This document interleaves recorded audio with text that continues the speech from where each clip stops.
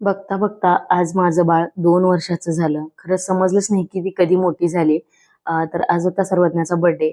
छान असं तिचं सकाळी औक्षण करून घेतलं. सर्वज्ञासोबत शिवण्याचं सुद्धा केलं. कारण आमच्याकडे एकीचा बर्थडे असलो की दोघींचा सुद्धा सेलिब्रेट करावा लागतो. नाहीतर मग भांडण लागतात. शिवण्याला सर्वज्ञाला छान मी तयार केलं होतं. दोघींना मस्त नवीन कपडे सुद्धा घातले होते. दोघींचं औक्षण करून घेतलं. नाश्ता वगैरे केला आणि आम्ही निघालो होतो बाहेर जाण्यासाठी. आता यांचं सकाळ संध्याकाळचं हे दंडवत आईला करणं चालू असतं.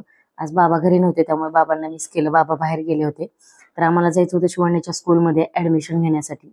आणि ऊन तर आता इतकं भयानक पडते काय विचारू नका. कारण तिची सिनियर के जी झाली आणि आता ती फर्स्टला जाते.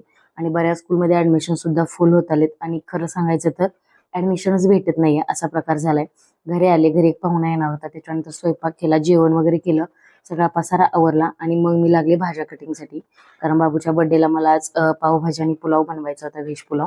म्हटलं सर्वज्ञाला झोपवलं होतं, म्हटलं पटपट भाज्या कट करून घेतल्या.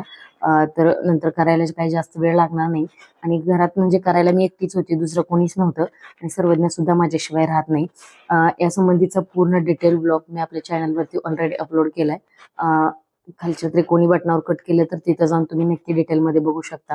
आणि असा छान माझ्या बाबूचा बर्थडे सेलिब्रेशन केला. गेल्या 2 महिन्यापासून बाळ माझं इतकं एक्साइटेड होतं ना बर्थडे साठी. फायनली तो दिवस आला होता.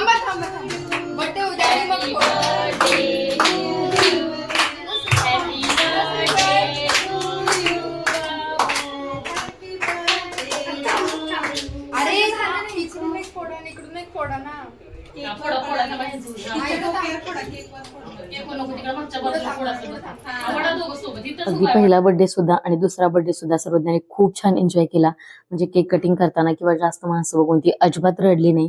पहिल्या बर्थडेला सुद्धा ती स्वतः एकटी बसली होती आणि एकटीने केक कट केला होता. आणि आता दुसऱ्या बर्थडेला सुद्धा सेम तसंच, अजिबात रड नाही. कसा बर्थडे केला बाबूचा आज? केला का?